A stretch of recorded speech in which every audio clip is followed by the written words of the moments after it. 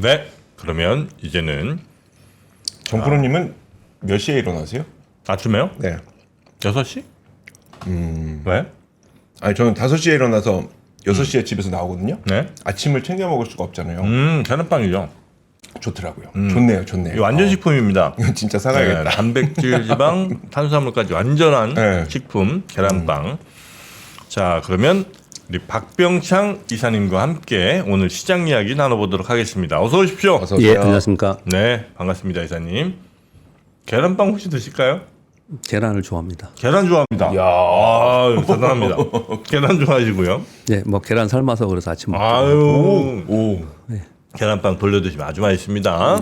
자, 그럼 미국 시장 마감부터 한번 살짝 볼까요? 네, 무디스의 신용등급 하향 영향으로 지난주 금요일 날 애프터마켓에서 2에서 3% 정도 하락을 했다. 주요 종목들이 그렇게 설명을 좀 드렸습니다. 똑같이 아침에 시작을 한 2% 정도 하락 시작을 했습니다. 그래서 전체 지수는 S&P 500 기준으로 0.93% 개파락 시작을 했고요. 그러나 장중에 꾸준히 반등을 해서 강보합 수준으로 마감을 했습니다. 결국 원래 알았던 거야. 그리고 미국 뭐 부채 많은 거 원래 알고 있었는데 이제 와서 왜 그런 얘기를 해? 네. 뭐 이런 얘기인 거고요. 그래서 뭐 이런 겁니다. 벨선스 장관 얘기 여러분 많이 들으셨겠지만 신용등급 강등 누가 신경 쓰겠어? 신용등급은 후행 지표고 그리고 사우디나 요번 중동 순방 때 이제 우리가 봤다시피 뭐 아랍에미리트나 미국의 대규모 투자 약속을 했는데 그들이 미국 신용등급에 신경 쓰고 이렇게 하겠어? 뭐 이런 표현을 쓴 거고요.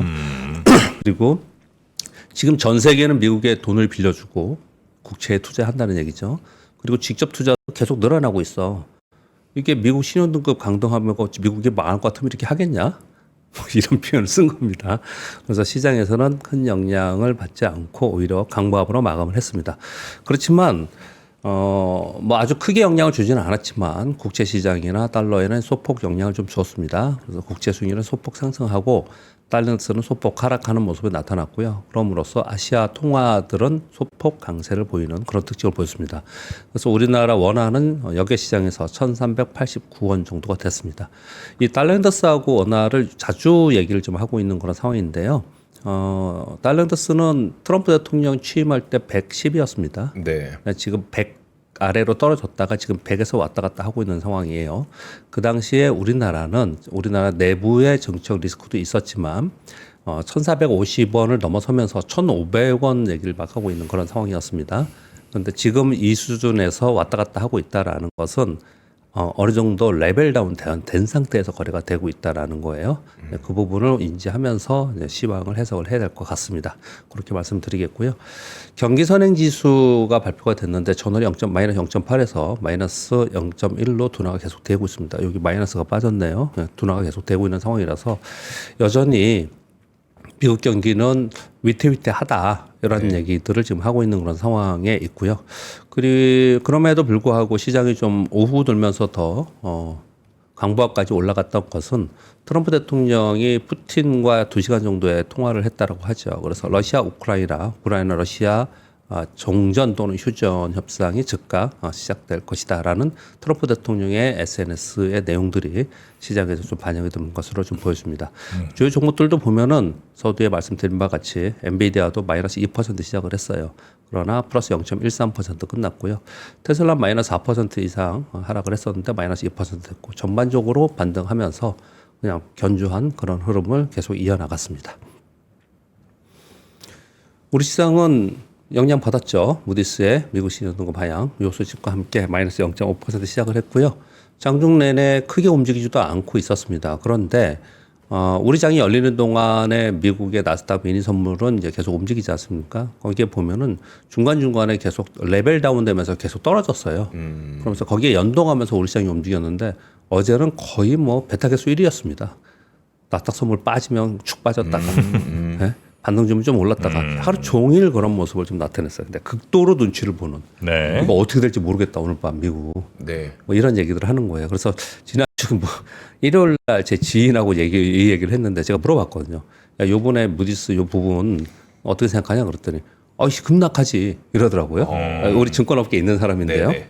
그래서 그 사람은 이 방송을 보지 않을 것 같은데 그래서 아니 이거 제가 어제 설명드린 바로 이러이러한 설명을 했어요. 그랬죠. 네. 이렇게 반영이 됐으니 야 그렇게까지는 아니지 않겠어? 그랬더니 이렇게 설명을 하더라고요. 봐봐. 그게 지금 금요일날 저녁에 나왔잖아. 그러니까 우리 시장 그 영향받고 빠지겠지? 그리고 밤에 미국 시장 빠지겠지? 네. 그리고 우리 시장이 그것 때문에 반등 못 하겠지? 그 다음 또 빠지겠지? 막 이러더라고요. 일요일날. 일요일날 그런 얘기를 하더라고요. 거의 뭐 정프로 수준인데. 저한테 그런 얘기를 하더라고요. 오케이, 그래서 그런 심리가 있었을 거예요.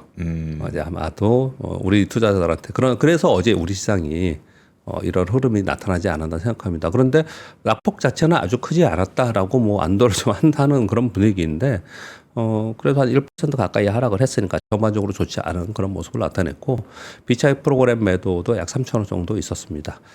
근데 뭐 무디스 얘기는 아마도 나중에 가서는 뭐 어떨지 모르겠지만 당일날 이 정도의 흐름이었다면 그거는 이제 큰 이슈가 아닐 거라고 지금 지나가는 걸로 좀 보시는 게 맞지 않을까 생각합니다.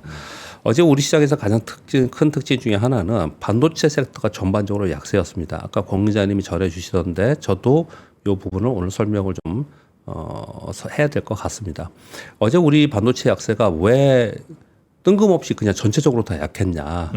이 부분을 좀 생각해 볼 필요가 있어요. 이게 지금 삼성전자 하이닉스가 빠졌는데 동시에 빠졌는데 1.7%, 2.4% 빠졌는데요. 근데 어제 반도체 섹터가 전반적으로 다 빠졌어요. 근데 저는 그걸 보면서 왜 그런가 이제 또 찾기도 하고 뉴스도 보고 그렇지 않습니까? 근데 우리 국내 증권사에서 한 두 군데에서 하반기에 국내 반도체 업황 둔화 보고서들이 나왔습니다. 네. 그래서 그런 부분들이 영향이 좀 줬다고 하는데 하반기에 업황이 둔화될 것이다라는 이 내용은 그들의 주장은 여러분 다 알고 계시는 내용이에요. 그러니까 상반기에 생각보다 괜찮았잖아요. 네. 그거는 선취매 때문에 그렇다. 그래서 그게 끝나고 나면 끝나고 나면 하반기에는 오히려 둔화될 수 있다. 이 네. 논리는 거의 그런 논리가 가장 세요. 그런 얘기들 좀 하고 있는 상황에 이제 있었고 그게 맞냐 안 맞냐가 이제 찬반론이 있는 그런 상황이에요. 그런 상황 속에서 이 보고서들이 나오면서 영향을 줬다고 생각하는데 직접적인 거는 이제 그런 부분이 좀 있는 것 같고요. 그 와중에 지금 이제 대만에서 컴퓨텍스 2025 개최되지 않습니까? 네. 이게 심리적으로 우리한테는 좀 좋지 않았던 것 같아요. 어제 그 젠순왕의 기조연설이 있었고요. 대만에 어제 시끌시끌했습니다. 이제 그런 가운데 거기에 보면은 우리 어제 여러분들 보도 보시면요. 한국은 어딨냐? 한국은 이렇게까지 추락했나? 보도들이 뉴스들이 다 그런 뉴스들이에요. 그러니까 대만 위주의 엔비디아, TSMC 이들이 합작해서 네. 대만 주도의 반도체를 이끌어간다는 쪽으로 어제는 굉장히 그런 분위기였고 지금 이제 이게 진행하고 있는 거니까 계속 그런 뉴스가 나올 수 있는 상황인 것 같아요. 그래서 어제 분위기에서는 대만의 그 엔비디아와 대만의 약진 속에서 우리 한국 반도체 상대적으로 소외되는 거 아니냐. 요 추가 설명을 좀 이따 드리겠습니다. 네. 그래서 그런 부분들이 반영을 또 심리적으로도 상당히 영향을 주지 않았다고 생각합니다. 전반적으로는 미국 신용등급 하향 소식 그리고 반도체가 약세를 보이면서 우리나라는 어제 약세를 보였고 미국은 뭐 별 영향이 없었고 그런 게 어제 하루의 시장이었다고 보시면 될 것 같습니다. 베스턴 장관의 워딩은 말씀을 드렸고요. 경기 선행 지수가 발표됐다고 했는데 이 부분을 좀 말씀 좀 드리면요. 일단 첫 번째 지금 관세 영향으로 인한 물가 상승 이런 부분은 지금 당장 반영되는 것이 아니고 여름이 지나고 3분기에 영향을 주지 않겠냐라는 얘기를 계속 많은 분들이 하지 않습니까? 근데 그런 부분들을 통해서 소위 하드 데이터라고 얘기하는 경기 동행 지표 이런 부분들은 3분기 이후에 영향을 주지 않겠냐라고 하는데 여러분께 자주 보여드렸던 많은 그리고 애널리스트를 보여드렸던 걸 한번 보여드리겠습니다. 이 컴퍼스 보드에 파란색은 경기 선행 지수입니다. 네. 경기 선행 지수고요. 그리고 요 까만 선은 경기 동행 지표입니다. 선행 지수라고 하는 것들이 거의 대부분 우리가 얘기하는 소프트 데이터들이고요. 네. 그리고 동행 지수라고 얘기하는 게 이제 하드 데이터들이 있습니다. 실질적인 생산 지표들이 동행 지표들에 있고요.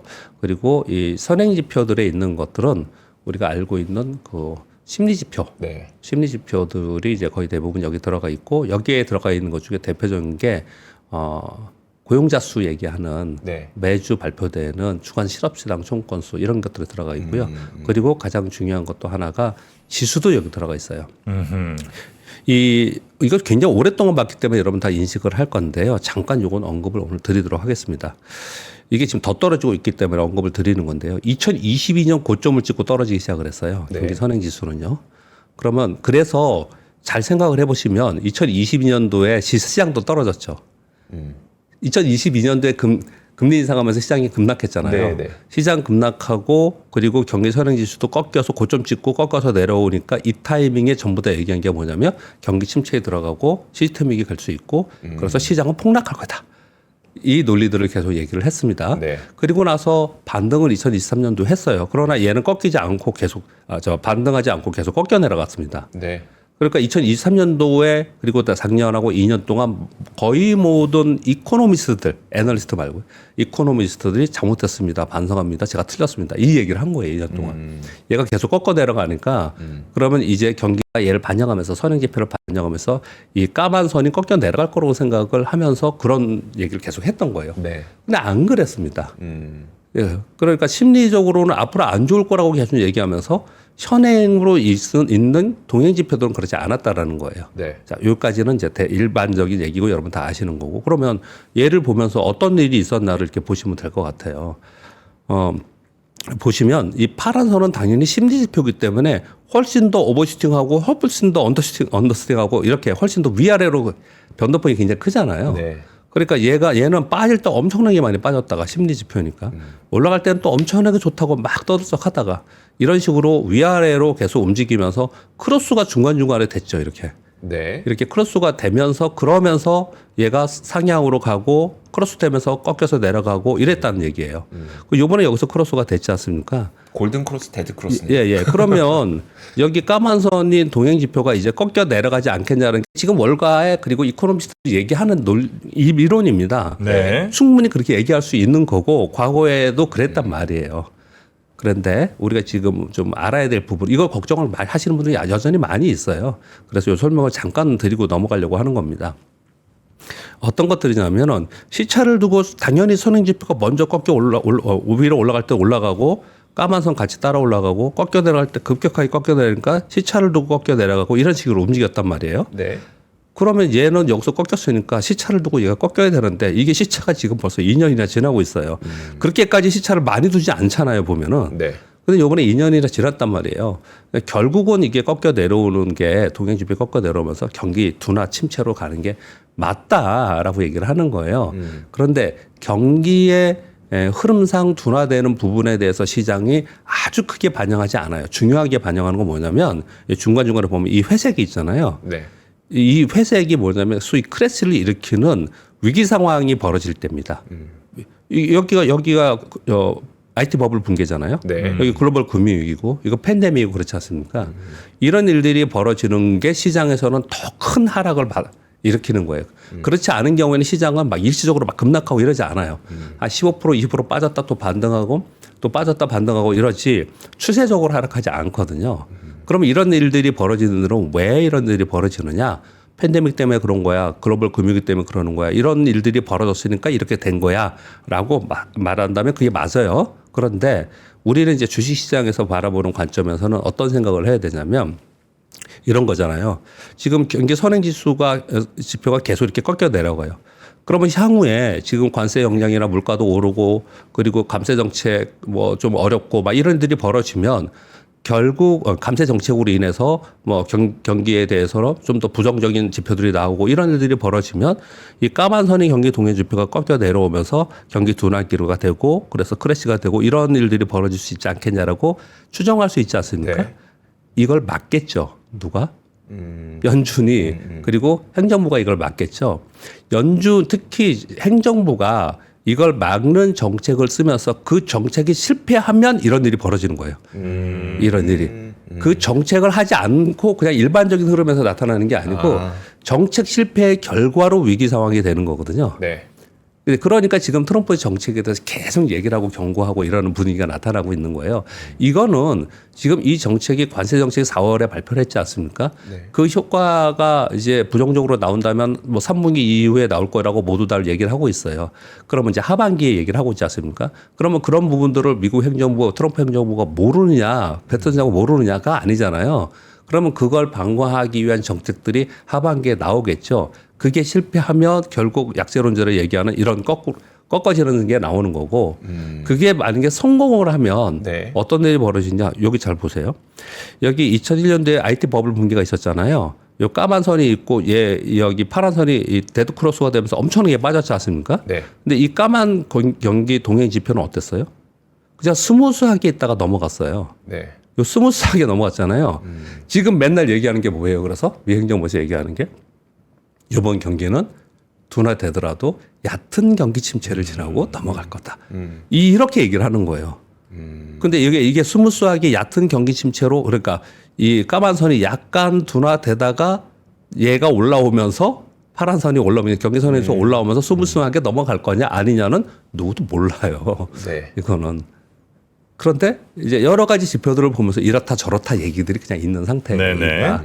그래서 결국은 지금 연계에 대한 논란이 있는 부분은 지금 당장 시장에 뭐 영향을 주는 이런 것들이 아니라는 설명을 드리려고 하는 거고요. 데일리 방송을 하고 있으니까 네. 이런 부분들은 지금 계속 얘기하는 것처럼 하드 데이터에 영향을 주는 3분기에 어떻게 정책들이 나올 거고 이걸 방어할 거고 그리고 그 정책이 시장에서 어떻게 신뢰를 갖느냐 이런 부분들이 향후에 방향성을 갖는 거다. 그 얘기를 잠깐 드리면서 지금 시장에서 논리는 뭐냐면 시장이 신고수에 와 있잖아요. 네.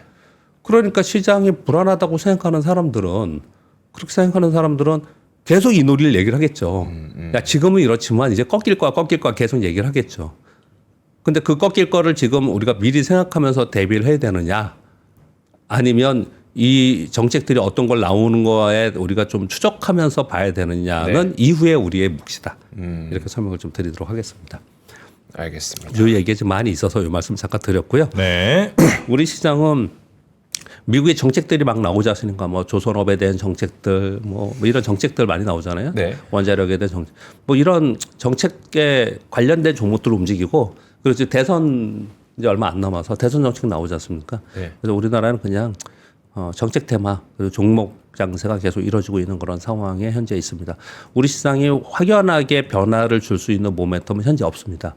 그런 모멘텀에 대해서 말들은 있지만 시장이 인정하지 않고 있습니다. 지금 그런 부분들이 어떤 시점에 될 수도 있고 또는 뭐 계속 안 되고 그냥 묻힐 수도 있고 그렇습니다. 그런 부분들 상황 속에서 우리 시장이 지금 존재해 있다.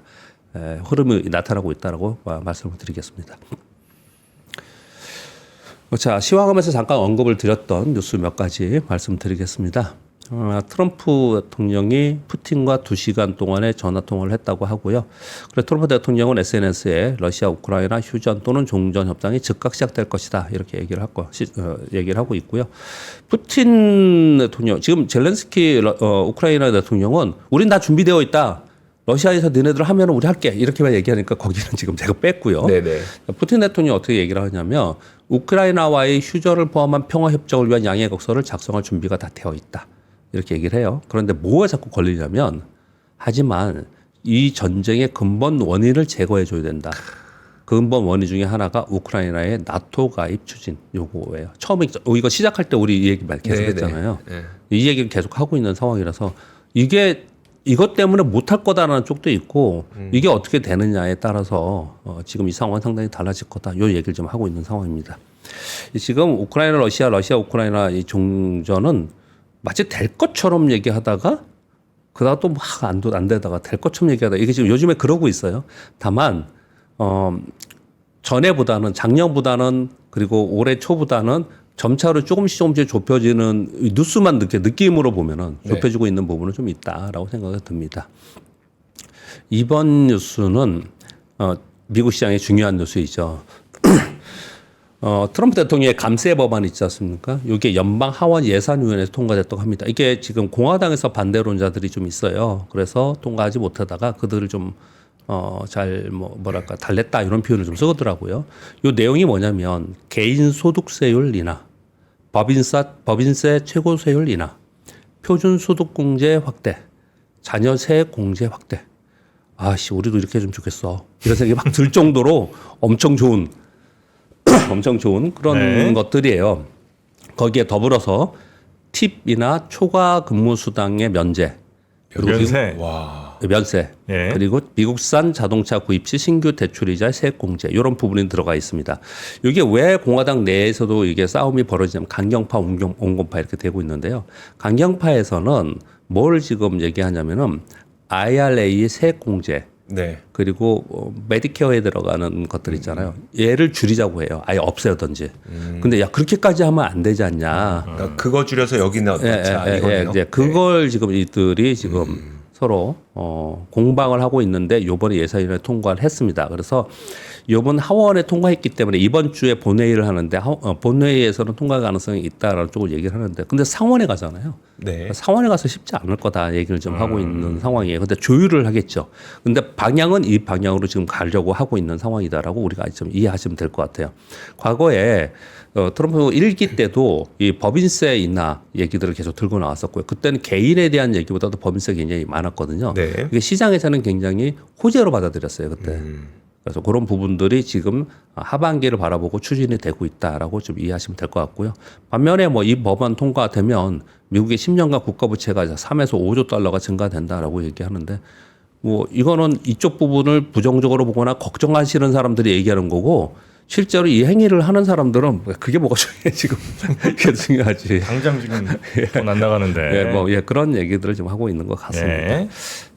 하반기 시황에서는 이 내용이 중요합니다. 그래서 말씀을 좀 드렸고요. 근데 크게 보면 이제 감세인데 산업별로 보면 전기차 뭐 보조금 삭제, 그러니까 보조금 없애고 막 이런 헬스케어 것들이 쪽하고 그쵸. 신재생 에너지 쪽, 신재생 쪽도 에너지 쪽은 네. 좀 줄이고. 줄이고. 산업별로는 그런 식으로 영향을 좀 미치긴 하겠네요. 예, 그렇습니다. 예. 그리고 지금 시황하면서 말씀드렸던 지금 대만에서 벌어지고 있는 일들 3번, 4번 뉴스에서 가져왔는데요. 네. 그냥 한번 읽어드리면서 우리 한번 생각을 해보자고요. 대만에서 아시아 IT 박람회 컴퓨텍스 2025 개최되고 있습니다. 근데 기조연설을 한 거예요. 이제 아직 시작 안 했고요. 젠순왕이 19일 날 기조연설을 했습니다. 몇 가지 워딩에 중요한 거 말씀드리겠습니다. 아까 권 기자님이 되게 자세히 설명을 드렸고 길적으로 설명을 드렸고요. 저는 시장의 관점에서 설명을 좀 드리겠습니다. AI는 전기, 인터넷처럼 필수다. 엔비디아는 인프라 기업이 될 것이다. 전 세계 AI 생산 공장을 구축하는데 우리가 인프라가 돼서 지원하겠다.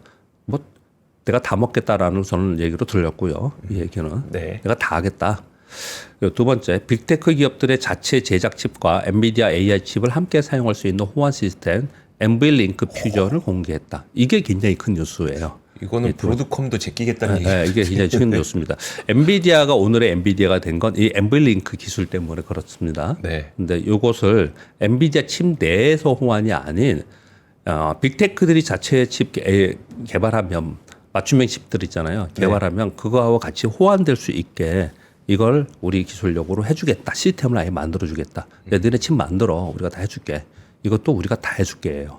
그래서 다 해줄게. 이렇게 얘기를 하고 있는 거고요. 컴퓨팅이 오랜 시간이 지난 후에도 모든 산업군에서 지금의 방향을 확실하게 바꾸지 못한 이유는 통신 때문이다. 그렇죠.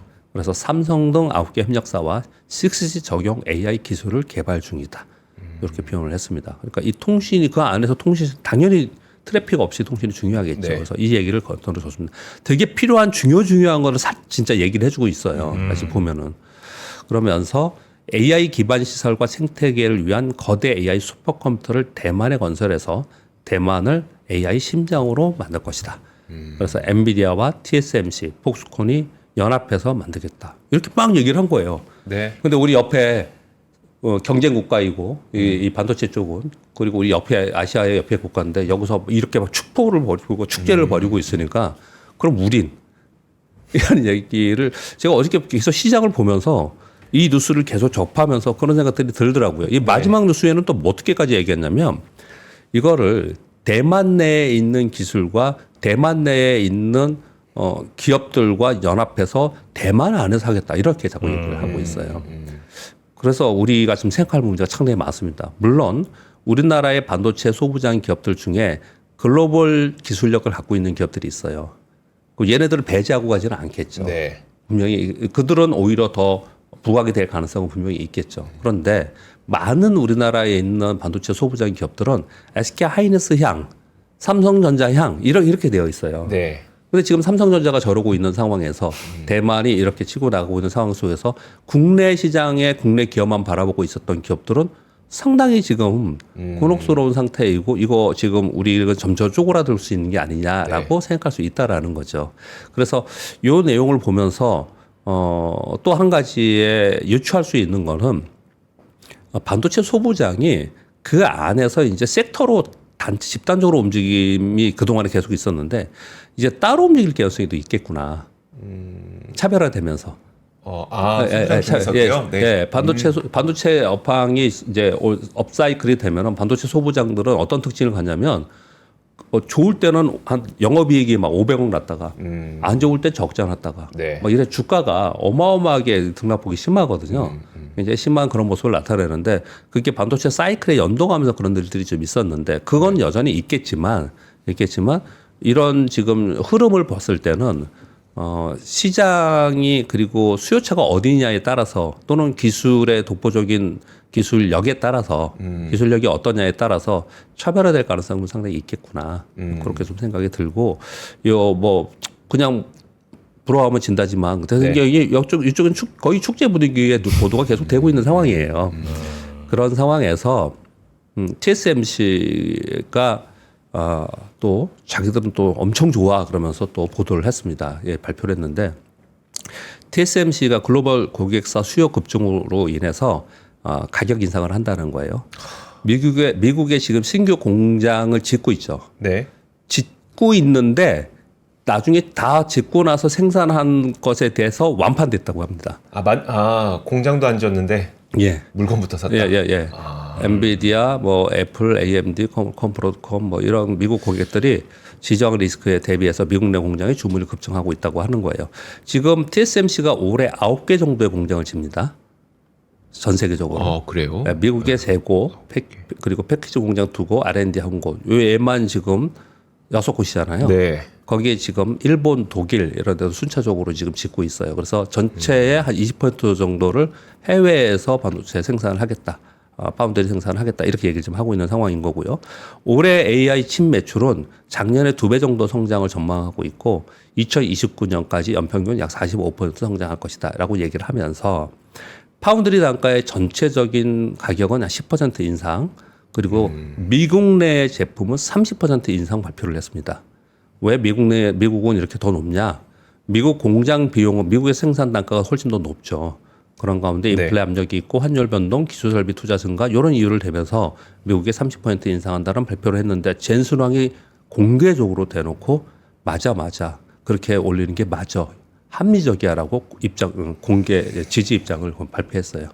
그러니까 지금 젠슨왕은 TSMC 가격 올리고 엄청 좋은 것을 맞아 잘하고 있어. 가격 더 올려. 뭐 충분히 이해가 돼. 이렇게 얘기를 하면서 야 우리는 TSMC하고 폭스과하고 그리고 대만 정부하고 연합해가지고 우리는 AI의 심장으로 대만에서 이런 걸 할 거야라는 걸 지금 대만에서 벌어지고 있는 일들이에요. 이런 일들.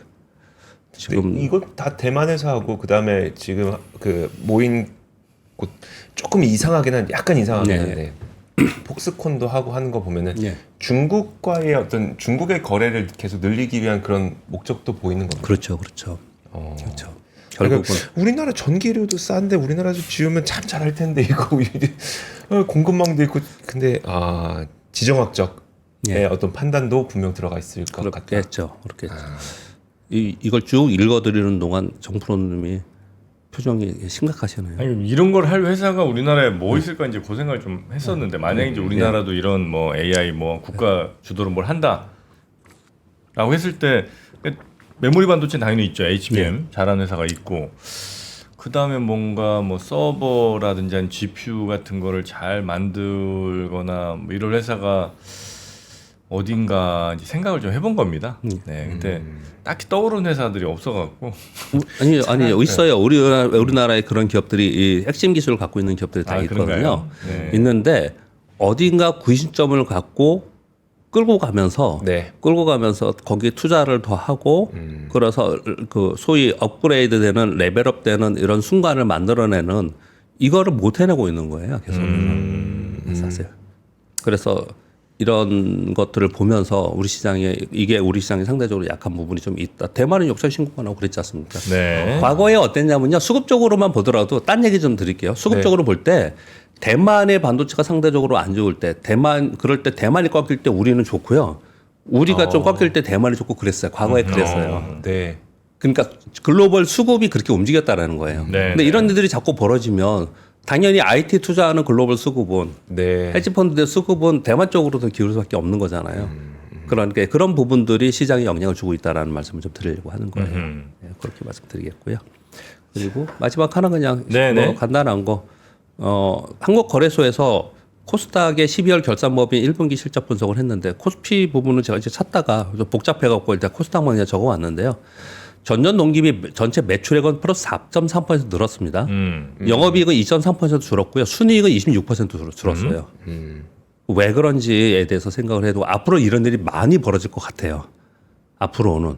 왜냐하면 비용이 계속 늘고 있기 때문에 인플레이션도 있고 여러 가지 부대 비용들이 상당히 많습니다. 그래서 가격이 올랐기 때문에 매출이 전체 사이즈가 커진다고 좋아지는 건 아니라는 걸 이제 우리는 앞으로 봐야 될 것 같고요. 그리고 이익이 증가한 업종을 봤더니 제약, IT 서비스, 농업융업, 임업, 운수창고, 운수장비, 부품. 이게 감소한 업종은 전기전자, 비금속, 부동산, 오락문화, 섬유의료 이런 정도였고요. 1분기 영업이익 규모가 가장 큰 기업은 다우데이터, 알테오젠, 동시세미케, 성화이테, 실리콘토, 파마리서치고 매출액 영업이익률이 중요하죠. 네. 오프마진. 여기에 큰 기업은 알테오젠, 클래시스, 케어전, 휴젤, 원텍, 파마리서치 이런 것들이 나왔는데 제가 이걸 보면서 두 가지 때문에 말씀을 드렸어요. 네. 하나는 이걸 지금 가져온 건데요. 두 가지 이유 때문에. 하나는 매출액이 중요하지 않다. 이제 이 고비용 시대에서 이 부분들 좀 말씀을 좀 드리려고 하는 거고요. 얘를 좀 예전하고는 좀 달리 이해해야 된다는 거 하고요. 또 하나는 이 밑에 일부러 제가 이게 이 외에도 많아요. 그런데 네. 몇 가지만 이렇게 적어온 이유는 여기에 들어가 있는 기업들 면면을 보고 주가를 한번 다 보세요. 기업이 이 주가가 절대로 그냥 막 움직이지 않아요. 뚱뚱밖에. 얘들의 주가는 다 좋습니다. 네. 거의 대부분 다 좋아요. 그러니까 역시나 그 오피 마진이나 기업 이익을 추정하면서 주가가 움직이는 것은 아무리 이렇게 복잡한 상황이 되더라도 결론적으로 나중에 보면은 그 길로 간다. 네. 그렇게 좀 말씀을 드리겠습니다. 알겠습니다. 자, 하여튼 대만 어떻게 또 이런 것들 풀어 나가는지 한번 저희도 좀 보면서 잘 우리도 전략을 좀 세워야 될 것 같다 생각이 좀 들긴 합니다. 살짝 부럽습니다.